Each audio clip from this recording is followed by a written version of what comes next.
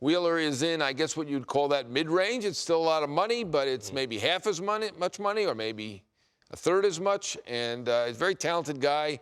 Can be dominant. Was dominant at the end of 2018. Has hit 100 miles an hour on the gun, and at times he looks like an ace. So I think there are teams that are going to say that, you know what, we can make him even better than he's been. I would guess so, because and leave that graphic up there for a second. That's what he is, basically. And he's had 3 years, Dan, much like 2018 and 2019. He's had 2014, which was 185 innings. His ERA plus that year was 97. And there's his ERA plus, 112, 102.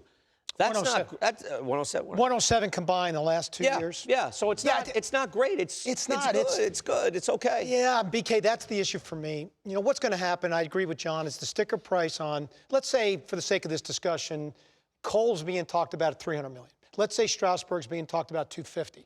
So you sit in your front office and you go, Zack Wheeler at $100 million? What a bargain. Well, you don't necessarily say bargain, but you begin to try to convince yourself that he's a better value buy than the other two because of the upside. But when you really break the numbers down for me, I mean, he is just a little bit better than a league average starting pitcher. He has potential. But from the scouting standpoint in me, his issues to me aren't tunneling. They're not pitch usage. They're not analytically driven. They're fundamentally come out of a lack of consistency within his delivery.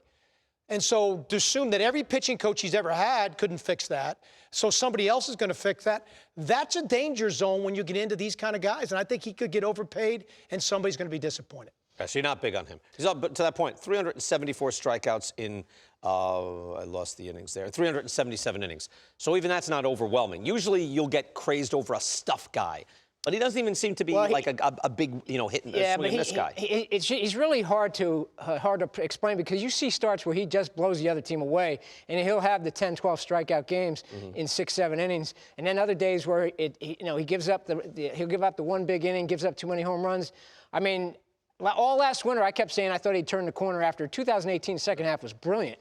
And then he went back. He had a rough first half this year. He had a 4.96 ERA in the middle of June, and like a 4.5 ERA at the end of July. So he really came on strong in August and September. So it's really what you're watching at what time, because he can look like the best pitcher in baseball some days, but there's too much inconsistency in terms of the fastball command, and he tends to let innings get away from him at times. One big inning hurts him, and he gives up home runs. Home runs at times hurt him too. So all that stuff factors in. I think he's a solid number 3 starter on rotation. It's not like I don't like him. I just feel like sometimes you can overvalue guys based upon the guys in front of them that look like they're real expensive, and you get away from really value him appropriately for what he is.